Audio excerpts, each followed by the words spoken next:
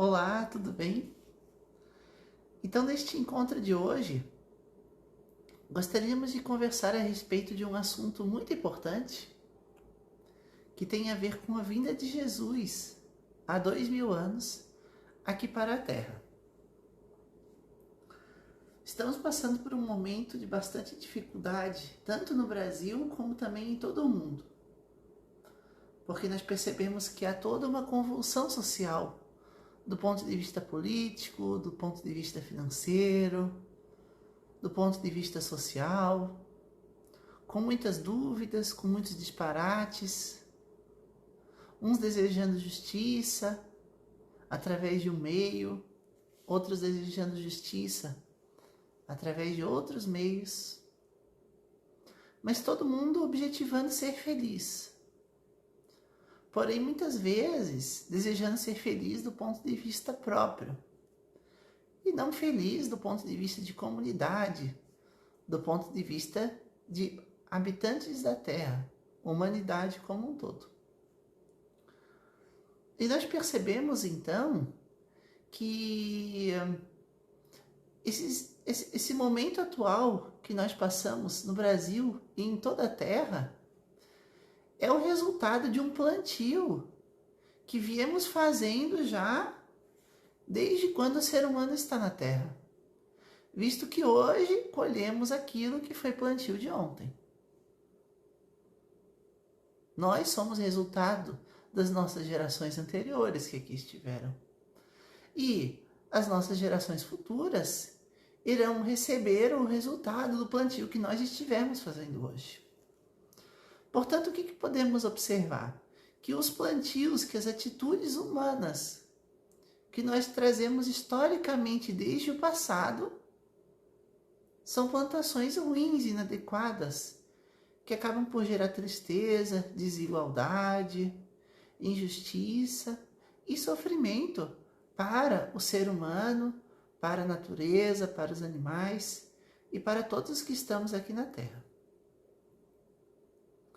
E Jesus, então, sendo o médico por excelência, o psicólogo por excelência, sendo a referência divina, personificada como Deus na Terra, Jesus, então, veio até nós há 2000 anos nos trazer o segredo dessa transformação espiritual. Nos trazer o segredo daquilo que precisaríamos fazer para que aqui fosse um mundo de alegria, de felicidade, para que todos nós aqui vivêssemos em comunhão com o Espírito Santo, em comunhão com o Pai. Então gostaríamos hoje de conversar sobre quais foram as dicas que Jesus veio nos trazer e que muito possivelmente não estamos aplicando em nossas vidas, a ponto de merecermos estar aqui neste momento, vivendo este momento de dificuldade econômica, política, social. Quais são essas nossas atitudes que estão em desacordo com os ensinos do Mestre e que, portanto, não nos deixaram agora ter um plantio de alegria e de felicidade, como era o desejo de Jesus? E para podermos compreender isso, eu gostaria de trazer uma noção evangélica, que é a noção de arrependimento. Então, qual que é a ideia do arrependimento? Então, o arrependimento é um tipo de sentimento interno profundo que resulta em uma modificação de atitudes. Quando eu digo que me arrependi, se as minhas atitudes continuam sendo as mesmas, não houve arrependimento. Talvez eu me dei conta do erro. Talvez eu me dei conta do caminho enviesado que eu segui. Mas, se isso não resultou em modificação das minhas atitudes, não houve um arrependimento verdadeiro. E Jesus veio trazer uma noção de arrependimento para nós, ou seja, darmos-nos conta de que estávamos seguindo um caminho errado e que as nossas atitudes deveriam de ser outras para que os nossos resultados encontrados fossem diferentes. E qual que foi o maior erro nosso que fizemos ao longo de todas essas gerações? E a palavra é egoísmo. Não basta simplesmente acreditar na palavra do Mestre. Não basta simplesmente acreditar em Jesus como o Cristo e Salvador. Não basta simplesmente enchermos as igrejas nos finais de semana, pois o verdadeiro arrependimento, como já dissemos, é aquele que resulta em modificação de atitudes. E Jesus veio nos trazer uma proposta de modificação de atitudes para que saíssemos do caminho do egoísmo e fôssemos em direção ao caminho do amor. E o que seria o amor segundo o Mestre? O amor segundo o Mestre é fazer o outro tudo aquilo que eu gostaria que fosse feito para mim. Colocar-se no lugar do outro, compreender as dificuldades pelas quais ele passa, então dar o seu melhor, pois se você estivesse no lugar do outro, você gostaria de receber o melhor dessa pessoa em direção a ti. E esse sentimento, então, que aflora essa atitude de amor, esse arrependimento a caminho do amor, é a piedade e a compaixão. A piedade e a compaixão dependem de um coração enternecido, pois aquele que tem um coração frio, gelado, uma alma morna, esse não consegue se dar conta das dificuldades pelas quais o outro está passando. Então ele não desce do cavalo e não dá as mãos para erguer o outro no seu momento de dificuldade. E agora eu lhes digo, irmãos, não há nenhum de nós aqui nesta terra que não passemos por dificuldades. Sejam elas de qualquer tipo que seja. Uns com dificuldades em um setor, outros com dificuldades em outro. Mas todos somos grandes necessitados do amparo divino. E Deus se manifesta socorrendo-nos através da mão dos nossos amigos, das pessoas que estão à nossa volta e que se dispõem a nos ajudar. Todas as vezes em que percebemos que existe alguma dificuldade em alguém e que a nossa mão amiga, um gesto nosso de socorro, pode ir ao auxílio desta pessoa, estamos nos candidatando diante de Deus a nos arrependermos das nossas atitudes egoístas e dos nossos plantios egoístas.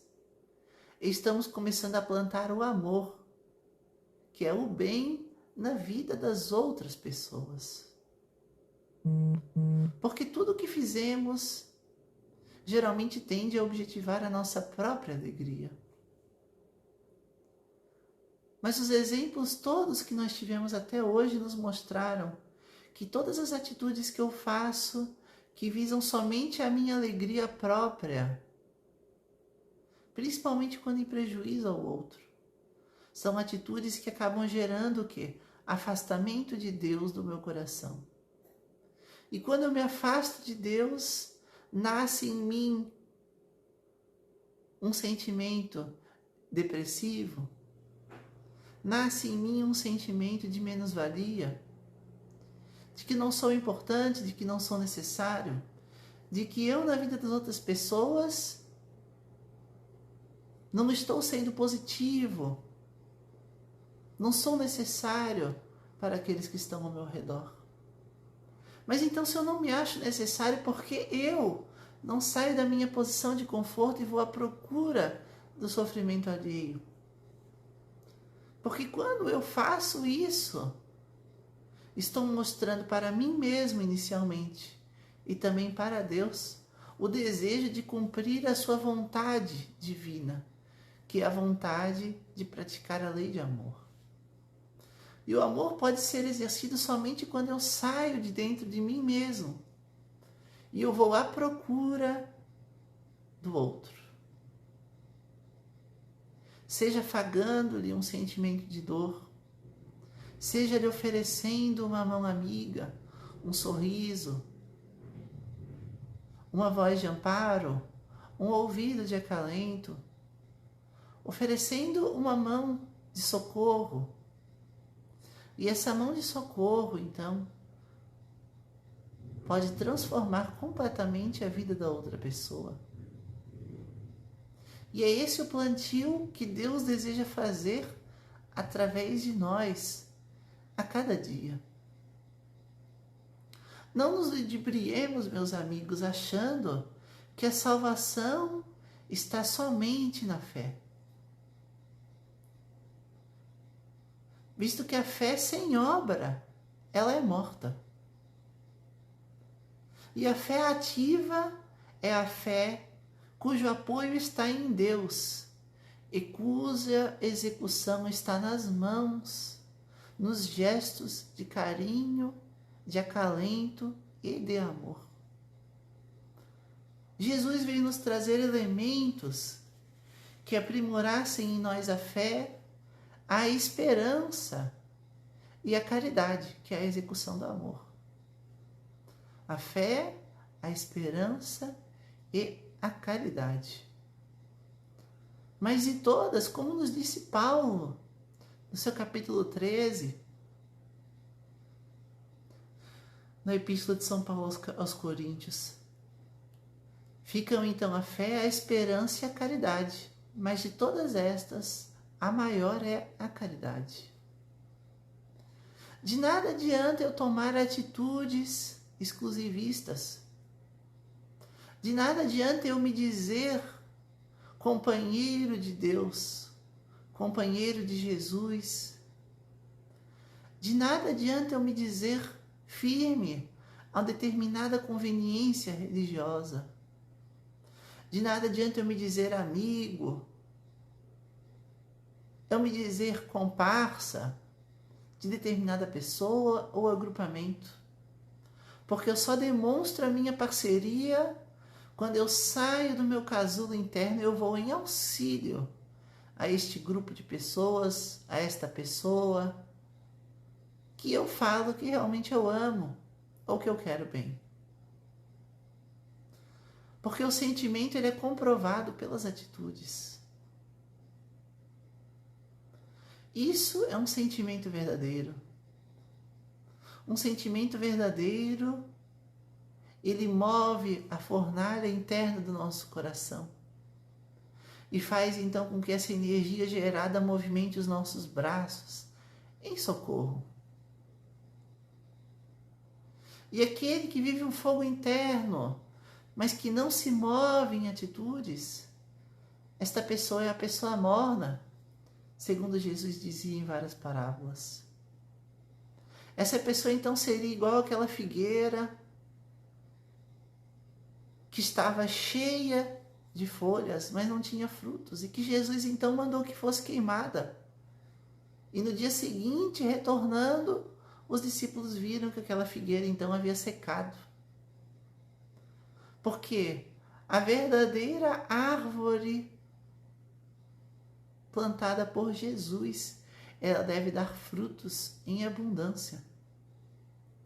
Não bastam somente ter flores, não bastam somente ter folhas.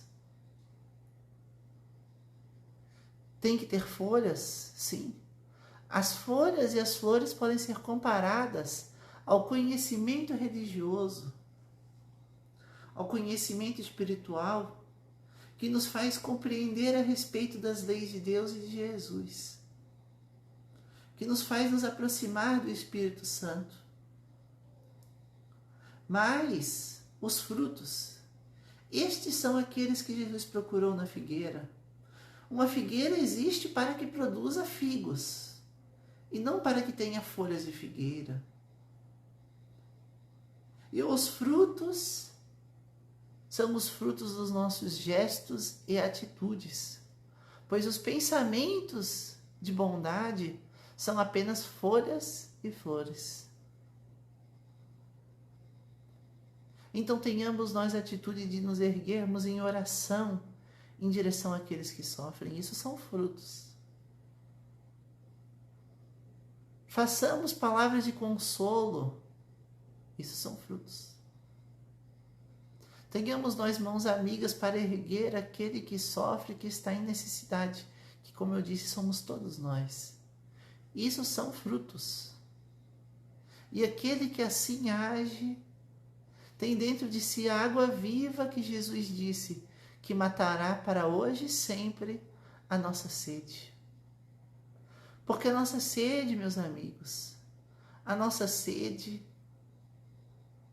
não é apenas a sede da matéria. A sede da matéria, ela nos sacia por algumas horas, por alguns poucos minutos.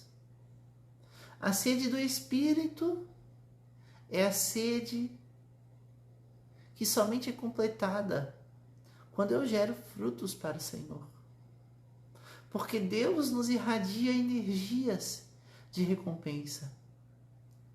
Seja durante o nosso sono, enquanto estamos em repouso, seja mesmo ao longo do dia, sem o percebermos.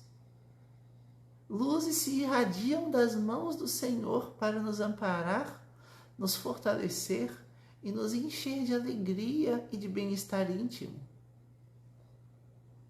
E é isso que nós precisamos. Se formos perceber, as sociedades mais ricas e abastadas do mundo são justamente as que têm as maiores taxas de suicídio. Suécia, Finlândia, Dinamarca, Reino Unido, Estados Unidos, Japão. Países em que praticamente a totalidade da população vive um estado de riqueza invejável para nós que moramos aqui no Brasil. Mas a taxa de suicídio, ou seja, de tristeza em relação à vida e de procura de fuga através de ceifar a própria vida, é muito maior nesses países do que aqui na terra do Brasil. Mas como, gente, aqui temos tanto sofrimento material, se vivemos agora uma época de tanta convulsão econômica, política e social, por que lá a taxa proporcional de suicídio é tão maior do que aqui no Brasil? Porque eu vou dizer para vocês, meus amigos, uma das maiores dores que existem é o da barriga estar cheia. O de ver que todos os meus desejos e sonhos materiais estão conquistados. Pois quando eu assim estou, eu tendo então a me afastar das pessoas, pois eu já me sinto completo, porque eu sinto que a matéria já me completou. Mas Deus não nos criou para nos sentirmos completos com a matéria. Deus nos criou para sermos completos através do Espírito. E o meu espírito se completa quando eu largo o meu egoísmo e vou à procura dos sofrimentos do outro para consolá-lo. Esse é o sentimento por excelência. Essa é a água viva que Jesus nos oferece. Essa é aquela luz que eu falei que recebemos durante o sono ou até mesmo durante o dia sem percebermos. Nesses países o estômago está cheio. As necessidades materiais estão satisfeitas. Então, por não ter necessidade de ir à procura do próximo que sofre, eles tendem a ficar enclausurados em suas casas. Eles não vão à procura dos seus parentes, não vão à procura dos seus amigos. Fecham-se e se enclausuram, criam uma chamada distância de segurança, que conversar com o outro com certo distanciamento para não estar interrompendo a individualidade do próximo. Mas isso, meus amigos, isso é uma frieza de coração. É nos momentos de abraço, de beijo, de carinho. É nos momentos em que estamos face a face com o próximo, que energias são trocadas, que Jesus se manifesta através dos nossos olhos, que Jesus se manifesta através das nossas bocas. E é nesses momentos, então, que sentimos que viver vale a pena. Então demos graças a Deus e a Jesus, porque se estamos passando por este momento agora, há uma necessidade, uma razão para isto. Aproveitemos esta oportunidade para termos o arrependimento verdadeiro. Lembremos-nos do que o Evangelho somente pode ser praticado através de relacionamento. Ninguém pratica o Evangelho estando sozinho. Ninguém pratica o Evangelho estando sozinho. A prática do Evangelho exige que tenha 2 ou mais reunidos. E é por isso que Jesus nos disse: quando estiverem 2 ou mais reunidos em meu nome, eu aí estarei presente. Porque não era da ideia de Jesus que estivéssemos sozinhos. Quem está sozinho e se isola e se enclausura, não troca as suas energias. E essa troca de energias é que nos fortalece e que nos dá ânimo e que nos dá esperança e que faz com que a chama do nosso amor se transborde em caridade para que sejamos exemplos, para que sejamos fogo vivo. Retornando uma frase que dissemos agora há pouco: a fé sem obra é morta. E a obra existe somente quando há relacionamento. E o relacionamento ideal é o relacionamento de amor em que demos aos outros o melhor que temos em nós. Essa foi a mensagem de Jesus. Meus amigos, creio que compreendemos errado a mensagem que essa pandemia veio nos trazer. Se é que há vírus e os vírus são transmitidos, então vamos nos afastar. Mas a ideia de Deus nunca foi afastar as criaturas. O Evangelho existe em relacionamento. Tenhamos sim cuidado, mas não nos afastemos dos nossos amores. Não nos afastemos dos nossos trabalhos. Não nos afastemos de sermos fogo vivo de Cristo aqui na terra. Jesus nunca deixou de estar entre nós. E agora, nesse momento de maior dificuldade que estamos vivendo, Jesus se aproxima ainda mais de nós e nos estende a mão. Mas para que sejamos merecedores da sua mão a nós estendida, vamos fazer este movimento de nos impulsionarmos em direção às criaturas que nos envolvem.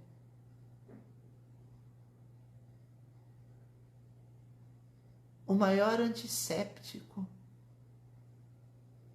que existe para a alma é o amor.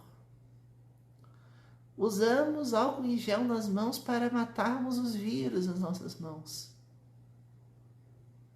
Mas por dentro nos envenenamos com sentimentos de mágoa, de ódio, de vingança.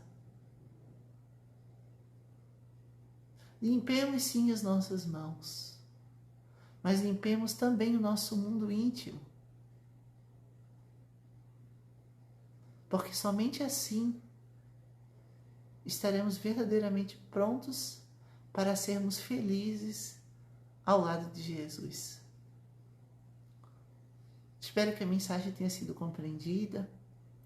Espero que todos que tenham tido a oportunidade de assistir este vídeo possam compreender não da minha parte, mas da parte de Jesus, o que devem individualmente fazer para serem mais felizes e enfrentarem este momento atual. Pois nós nunca teremos a grandeza suficiente para darmos orientações individuais às criaturas, visto que isto compete a Deus. Nos conectemos com Cristo através da oração e Ele virá até nós, nos dar todas as dicas que precisamos. Gratidão, que a paz de Jesus seja hoje e sempre conosco. Que assim seja.